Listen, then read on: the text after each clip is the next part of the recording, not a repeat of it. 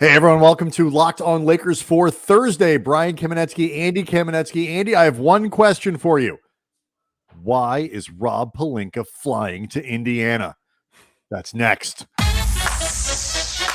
You are Locked on Lakers, your daily Los Angeles Lakers podcast. Part of the Locked on Podcast Network, your team every day.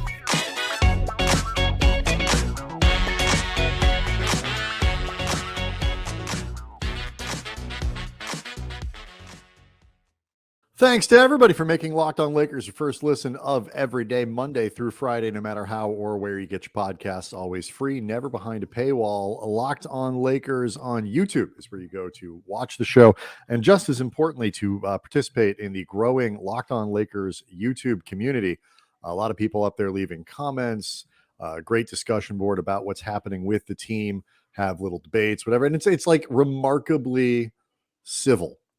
Which we like. It's not, people are passionate, people care about what's going on with the team, but like this is not a cesspool, which often is what these things become. It's a great place to go to talk about the team. So thank you. No, you will not leave our YouTube page feeling like you need to take a shower, and that might be the best, unless you encounter, as we noted before, some of the German porn spam that we have trouble keeping off the page. But that's not our community. That's true. It's not the community. It's also not the show. We're not allowed to do something like that. No. Dare porn is not allowed on the program. We're not even allowed S-bombs. We can't go in there. To be clear, that's, if locked on German pornography was an option, I still wouldn't host that show. But it's not. And just keep it clear, that's not what we're doing. Nobody wants to see you host it. It's just weird that it's like, I know this is like spammy stuff happens on the internet, but it's very specific and it's always in German. It's very strange to me. Or there's just, that part of the industry in Germany happens to be Laker fans. I'm not sure. A lot of Laker-loving porn fans in Germany. This is what you learn from the algorithms. No judgment. Well, some judgment, but, okay, judgment. Anyway, so we're going to finish up the conversation that we started for Wednesday's show about where the Lakers go from here if LeBron James and Anthony Davis aren't sort of in that super elite class. We'll remind everybody of the results of the poll that we put up about what they think where these two guys stand, where the Lakers stars stand there. So we'll get to that. There's some Rob Pelinka news that is kind of related to that conversation that we will get to, Andy. But first, we have to start with some news. Housekeeping ahead of Friday's game. LeBron James practiced, but nobody was allowed to touch him. Do not touch LeBron. Non-contact. Yeah, non-contact, which I wouldn't say gives you a huge indication one way or another in terms of his availability on Friday. I would say if it's still non-contact on Thursday, he's not playing on Friday. And I can't say that I'm necessarily surprised or not surprised that he's still in the non-contact portion. It's just disappointing. I guess it's a little bit disappointing to hear just not the best case scenario, which is, he's practicing with everyone else and it's all good. The good news, though, unequivocal good news, is that Dennis Schroeder and Thomas Bryant both took part in practice full. Anthony Davis said they both looked fantastic. Mm-hmm. And the expectation is those guys. Imagine if he had said otherwise, though. Dennis looked, I'll be honest with you guys, Dennis looked terrible. And Bryant, I don't know what the hell we were thinking when we signed him, but, we'll see what happens. It certainly would be news. But in any event, those guys are expected to be out there, which is both helpful because of the reasons we've talked about all week when news was building that they could be back. Their skill sets are missed in a variety of ways. But also, Max Christie is almost certainly not going to be able to play because he has entered the health and safety protocols. And that is probably our fault because we spent a lot of Wednesday's show talking about him and saying nice things. And he's been playing well. Like clearly we cursed him. And You know what? I'm not accepting this. We didn't talk him up as immune to COVID. We just said that he's playing well. Bulletproof. We didn't say he's playing so well, there's no way he could possibly catch COVID. No, it's not that. It's just, we are clearly in a place right now where the Lakers family, is not allowed to have nice things. And we noted one of the nice things that we have. And now it's being taken away from us. No, I feel like had we not pointed it out, I feel like had we just left things alone, let Max Christie stay under the radar, COVID wouldn't have got its hackles all up and been like, oh, that guy, let's go get him. No, like many important people in power, I refuse to take responsibility for anything. So I disagree with you a little bit about sort of evaluating LeBron. Like if he non-contact on Wednesday's practice, I'm not totally sure that if he's non-contact again when they practice on Thursday, that it means he won't play Friday. I mean, ultimately he is sort of the arbiter of his own ability to go. I will say this though. I mean, like, this is an injury where, even with this gap between games, you don't just walk back on the floor like everything's cool quickly. It can be a slow injury for a 28-year-old, let alone a 38-year-old. And so that is part of it. If he can't play, he can't play. And you can't turn this into an 8-week injury. The Lakers play Detroit on Friday. They get the Spurs on Sunday. Both of those games are at home. Certainly based on what they did, San Antonio presents a slightly different challenge. The Pistons present a slightly different challenge, but certainly based on what they showed they're capable of against the Nets, who are not very good right now either. Those seem like games you have a chance to win with or without LeBron. I will say this. We talked earlier in the week, like the Lakers have to climb out of this hole over time. They're not going to rip off 11 games in a row or win 12 of 14. That doesn't seem likely. They're going to win 3 of 5, 4 of 7, 5 of 9. Like these stretches where slowly you look up and, oh, hey, they're pretty close to back to 500. From a mathematical standpoint, it doesn't matter which one of those games you win. Obviously, practically, there is some difference. You lose to a bad team, you got to beat a good team, whatever. But the math is the math here. All of that said, strong vibes on this Detroit game. Like, this is a very vibey game. If you can't beat Detroit at home, regardless of LeBron on or off the floor, mentally, from a confidence standpoint, that is a damaging loss. Well, I mean, to take it back to the conversation, we're going to, I guess, bring full circle at least a little bit in terms of, is LeBron still a top 5 player in the league? Is Anthony Davis still top 10? If you believe that Anthony Davis is a top 10 player in the league, then there should be no problem beating Detroit or San Antonio, because he will be by far the best player on the team. And if you're talking about teams that are not very good on balance, usually the tiebreaker is who has the best player, and Anthony Davis should be the best player by a wide margin in both of those games. Yeah, yes. I like a lot of Detroit's young players. None of them are as good as Marvin Bagley started the other night for them. Nice little comeback, in Detroit last year from Marvin Bagley. He's not as good as Anthony Davis. The thing about it that you really want to see, though, it is clear the Nets are horrific up front. Anthony Davis tore them to pieces in that game. And then you turn around on Wednesday, Domantas Sabonis didn't miss a shot against the Nets front line. And the only reason he didn't put up more than, I think it was like 17, 7, and 7 was because the Kings were up by like 35 and he didn't play basically in the second half. So AD, he's going to have to kind of go out there and show it against more teams. If it happens again on Sunday, Jakob Poeltl, if nothing else, is a very good defensive center. Yeah. So it's a different challenge for AD. Hopefully LeBron is available and the Lakers can get both of these games before Phoenix on, I believe it's Tuesday. Andy, Rob Pelinka, he boarded a plane to Indiana. That's next. Locked On Lakers brought to you by Better Health. Unfortunately, life does not come with a user manual. So when it's not working for you, it's normal to feel stuck. And navigating life's challenges, whether professional or emotional, they can bring on anxiety or uncertainty, whether you're talking about a career change, a new relationship, becoming a parent. And I can speak to how much therapy has helped me during a very difficult period in my life for me and for my family. And sitting down and talking with someone was huge.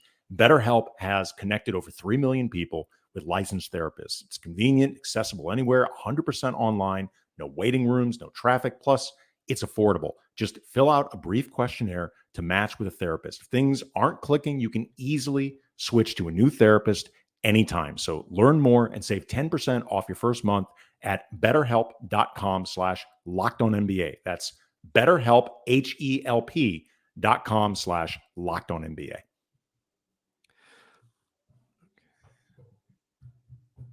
Okay, so Andy, there is one of my favorite sort of NBA kind of newsy sort of internet tropes or whatever is this idea of trying to guess if like a GM talking to somebody. You see two guys huddled up in a tunnel. You see somebody going. It's big during Summer League when everybody's in Vegas. And it was huge this summer for the Lakers is this finally the thing that is going to mean that Russell Westbrook is on his way out? Like looking for symbolism in For example, him in Vegas, he and LeBron not speaking. Well, that actually did feel like it might have something to do with it. Every time they sign, one of the 17 guards that they brought in, you're like, well, surely this is the one that means all sorts of stuff. Yeah, there were some, the tea leaves were not. There were a lot of play fakes going on. Charlie Brown, Lucy. Well, you know what? Sometimes too, it was very obvious that the Lakers were covering their bases, so to speak, by bringing in guards that would replace Russell Westbrook. Were they able to actually find a deal that they liked for Russell Westbrook? And then you just end up with a lot of guards. The sourdough starter of this, the mother of all of these things, is one of my favorite rumors of all time. The one, you go back a long way. Kevin Garnett has a house in Malibu, which indicates that he was going to come play for the Lakers. This was, what year was this, Andy? That Kevin Garnett? This was the summer of 2007, because that was during Kobe's radio tour, the trade demand, when he wanted to play on Pluto. I mean, Garnett had been linked to the Lakers before then because the Wolves had been problematic for basically every year he was with them, other than the one Western Conference Finals in 2004. So, there have been rumors about Garnett getting moved for years, but it really started heating up during that summer when Kobe had demanded the trade and the Lakers were going to try to scramble around to make him happy. And as you mentioned, Garnett was one of the people linked to the Lakers, particularly because he had this house in Malibu. Right. And it turns out, Andy, that Garnett didn't have a house in Malibu because he was preparing to come play for the Lakers. He had a house in Malibu because he's rich. Yeah. And he could afford one. Yeah. And every NBA player basically has a house in Malibu.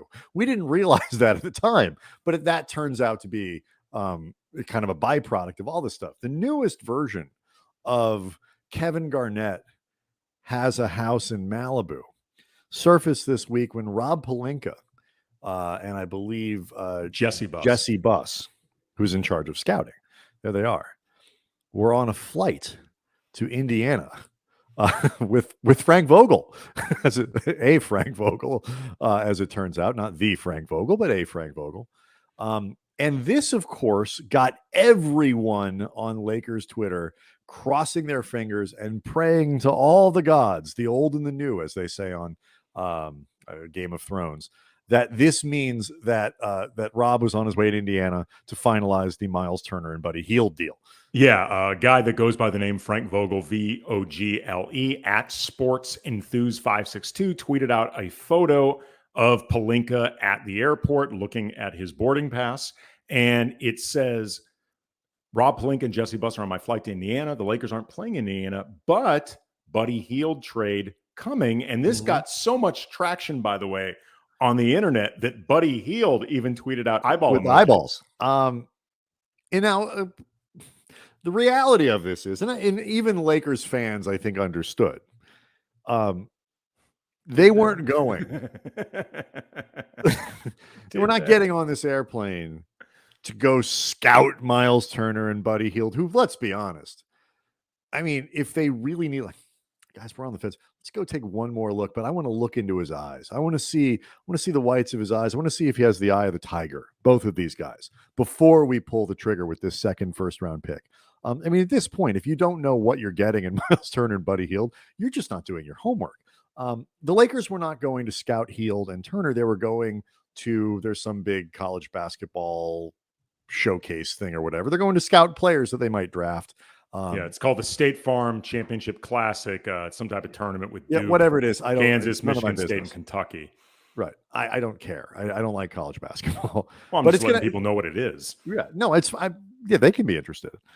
But what it indicates, Andy, there is still a deep thirst, a hunger, if you will, for this trade to get done, for something to happen with this Lakers team. Well, here's how you knew, first of all, that this presumably, I would say, if not certainly, was not Rob Pelinka going to Indiana to try to seal this deal. Or to, I guess, get a last look at Myles Turner and Buddy Hield before sealing the deal. Pacers aren't even in town. They're on the road. They're currently, as we speak, in Charlotte. Who knows if Kevin Pritchard, who runs the Pacers, went with the team. So he might not even be in Indiana. These deals don't get made in person anyway. They get made over the phone, over Zoom, over texting, whatever. Although it would have been so amazing, Brian, it would have just felt so where this team is if Pelinka decided to surprise Pritchard by showing this up face to face, like a baller surprise move, like you become the alpha male. Like this is what Kobe would have done. Kobe would have put Kevin Pritchard off balance and showed up, and then he realizes the place is locked and there's nobody there. It just there is still just a tremendous appetite for some kind of movement, for some kind of action here. And look, I mean, it's another reason that these games on Friday and Sunday, and then the ones that come after, you want to chalk up Tuesday on the road in Phoenix as a loss. Okay. I think that's reasonable. That's fair. But then you go right back to 2 games against the Spurs and a game that is on the 28th that is going to have significant interest where the Lakers are at home against the Pacers. It's either going to be a revenge game for Russell Westbrook or a game where you are looking very seriously with longing eyes at players that the Lakers fans would hope to get. And if, by the way, Buddy Hield and Myles Turner light up the Lakers and beat the Lakers that night behind, with performance, people are going to flip out. And so, if you want the Lakers to make moves, then Friday against the Pistons, Sunday against the Spurs, and then those 3 games afterwards, you need the Lakers. That's 6 games. You need the Lakers to win 4 of them at the least. Otherwise, if you can't do it, again, this hole gets deeper, and the number of games that you have left to get out of it gets shorter. And you also may start convincing the powers that be that the foundation of this team isn't good enough, that even adding Myles Turner and Buddy Hield doesn't make up enough ground against the better teams in the league, the teams that you're chasing in the Western Conference, or Anthony Davis just is not playing at the type of level that we need him to, that Myles Turner and Buddy Hield properly supplement and strengthen this team. Or if LeBron is back, that LeBron and AD together aren't playing at the type of level that bringing in those 2 guys supplement and strengthen them. Like they're just, however you want to put this, whether there isn't enough foundation to properly support LeBron and AD, or LeBron and AD don't play at a level that they can properly lift the foundation, or a combination of all of it. There's the bottom line is usually when teams feel like they can make this type of move, it's pretty obvious. When the Lakers brought in Pau Gasol, it was obvious that team was good enough to compete. Yeah, Bynum's people injury. Forget they were in first place. Bynum got hurt, but they were in first place in the Western Conference when that happened. Bynum's injury accelerated an urgency for that season, but I would like to think that even if Bynum stayed healthy and that deal was still on the table, they'd have done it anyway. Absolutely. Okay, so there's one more wrinkle to this whole is Rob Pelinka getting on an airplane to go trade for Myles Turner wishcasting that happened this week. And it is indeed fun, and we'll get to it next.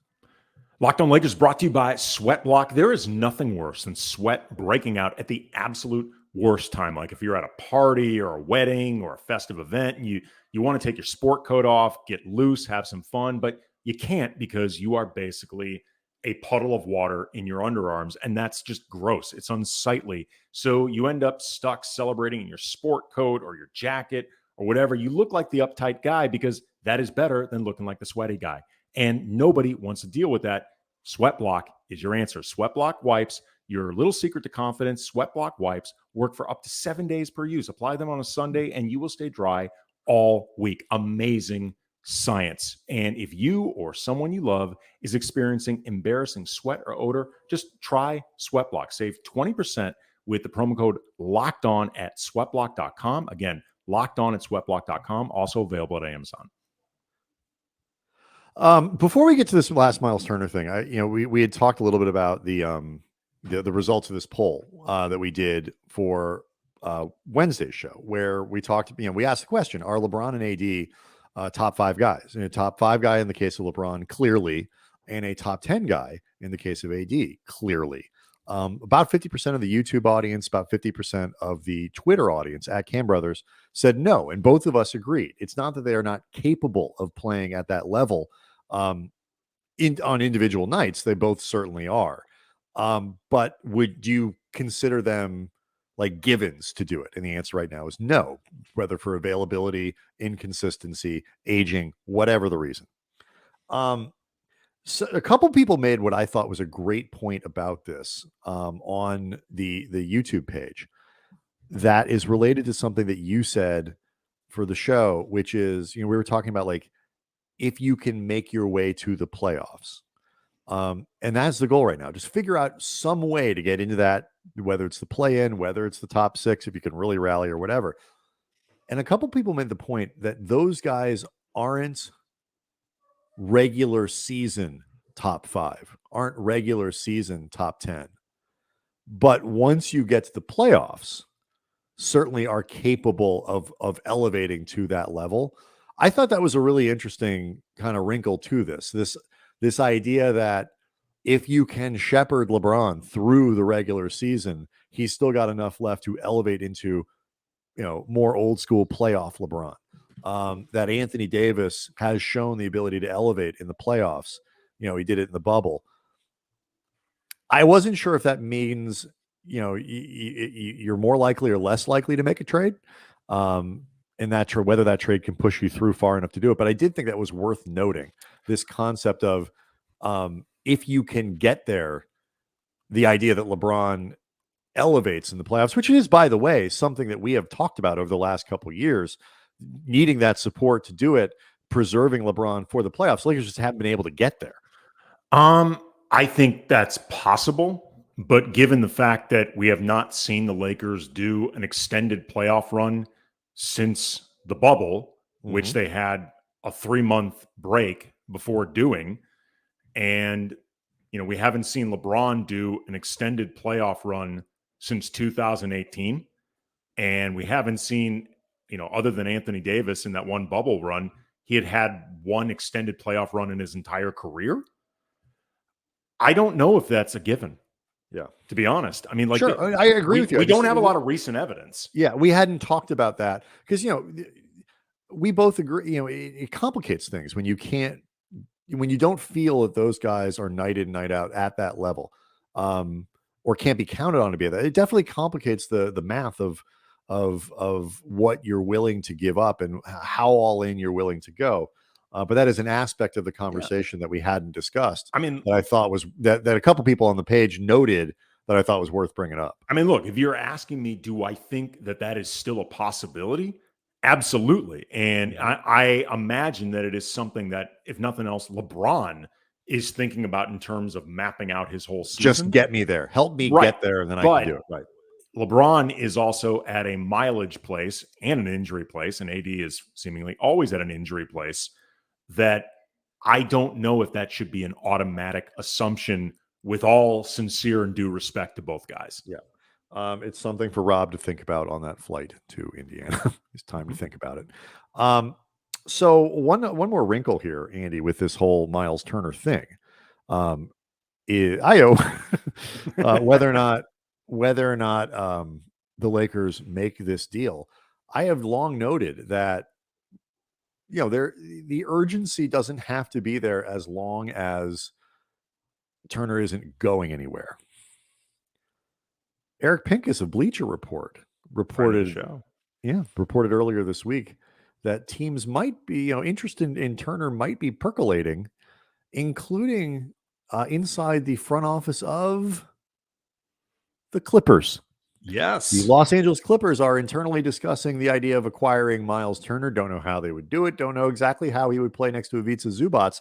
What I do know is if Myles Turner ends up in a Clippers uniform for anything that doesn't seem like a king's ransom, if they seem like they underpaid in any way, shape, or form, relative to what the Lakers could have offered, people are going to freak out.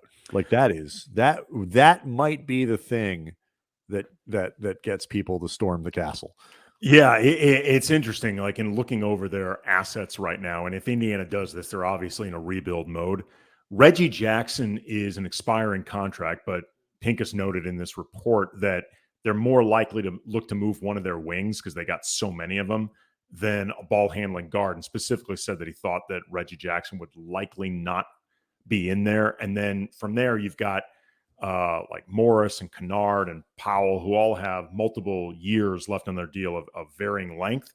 So unless Indiana thinks those guys can be flipped again for assets, I don't picture them being interested in them as a rebuilding team. Doesn't necessarily make sense. What is interesting, though, thinking about this in terms of Turner joining a team with Ivica Zubac, who has been starting and playing very well for this team for the last couple of years. He keeps getting better. He was just recently extended, but it's only 10 to 12 mil a year. So if Myles Turner, if you trade for him and presumably want to extend him, he's likely going to be a 20-ish mil per year player. And I think on balance is better than Zubac. Zubac as your backup at 10 to 11 a year, something like that. That's a pricey backup, but it's not outrageous. Right. Like it's not an insane amount of money to spend on your backup center, particularly if he's as good as Zubac. I don't think the two of them would naturally play that well together. So that adds an additional wrinkle. If this did happen, though, like you said, the storming the castle factor, Lakers are going to be thinking about the money the Clippers spent and related, the money it seems the Lakers will not spend, the Clippers getting better at the Lakers' perceived expense, the caring more about getting better, period, but also, too, and I think this is really important and something you and I have talked about a lot, because, again, if they trade for Turner, you have to presume they're going to be looking to extend him the same way they extended Norman Powell when they traded for him. You just can't give up. You can't give up those kinds of assets and not try to keep the player. Right. Myles Turner is a very good player, but he's not a star. The closest thing he's ever been to being an all-star is either making the 2006 all-rookie team, leading the league in blocks twice, or receiving one vote for the 2018-19 all-NBA squads. Vote. But he's very good in the way Norm Powell is very good, in the way Marcus Morris is very good, in the way Ivica Zubac is very good. Not great, but very good.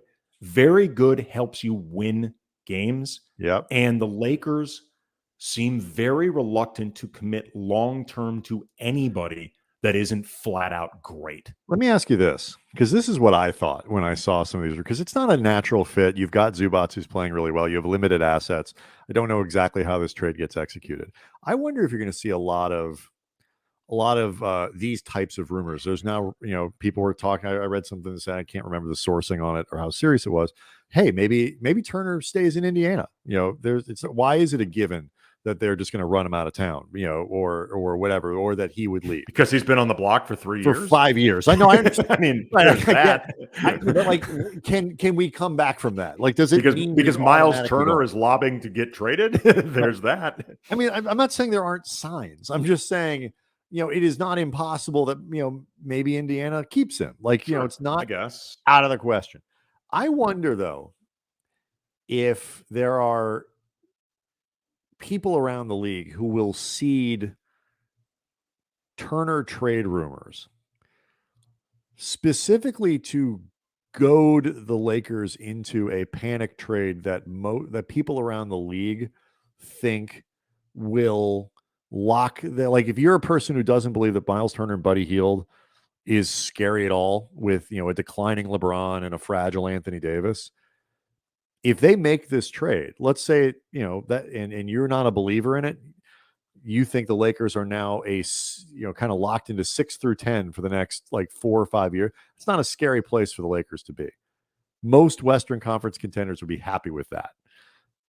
I wonder if there could be some people who are trying to sort of here and there take advantage of, if not with this rumor, just generally trying to get the Lakers to panic. Well, I mean, look, if that's something that, in the gamesmanship around the West that could happen. Well, it was something that occurred to me.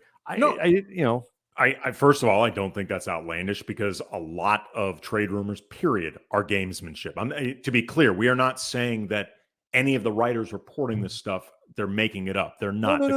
No. But there is a gamesmanship to all of this stuff. And, interest, finger quotes, can be a very fluid word to use in terms of how it right. And like Eric's report about this was very much like the Clippers are like considering internal talks to talk about the idea of, there's a lot of space in between. But to your point though, Brian, it is important to note that Rob Pelinka has been holding very firm in terms of not making a panic move that pretty much everybody expected him to make this offseason. Like you and I were in the decided minority this offseason when we kept insisting, no, they don't have to trade Westbrook. And as it turns out, it is in part because Pelinka knew he had an extension. The rest of us didn't earlier in the summer, but Rob did. And that explains probably to some degree why. And it's also a reason why it makes sense. There are other reasons why it didn't, but like this is one of the reasons where it makes sense to give your GM security, because you don't want him to be doing things that are not in the long-term interest of the team. Sure. But either way, though, it could be you're trying to ratchet up that pressure because so far it seems like Pelinka has held firm. And especially, I guess, now if he has an extension, you have to try that much harder to make him panic. So, and look, there are a lot of people around the league who still don't like Rob, and very many people around the league who, I will say this, didn't feel threatened when Pelinka got the extension. So, lots to look at from Thursday's practice. We'll hopefully get a little better idea of whether or not LeBron James can be available to play. Huge game on Friday. Again, a very vibes-heavy game as much as anything. The mood around Los Angeles is going to be very dependent on the result Friday night. So Locked On Lakers on YouTube is where you go to check out the show and see us perform it. And we will see everybody on Friday.